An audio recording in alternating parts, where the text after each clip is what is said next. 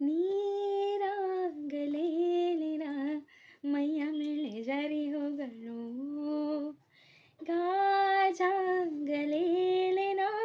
ನಿನ್ನ ಅಂದ ಚಂದ್ರ ತೋರಲು ಮಂಜಾಗಲೇಲಿನ ನಿನ್ನ ಕೋಪ ತಂಪು ಮಾಡಲು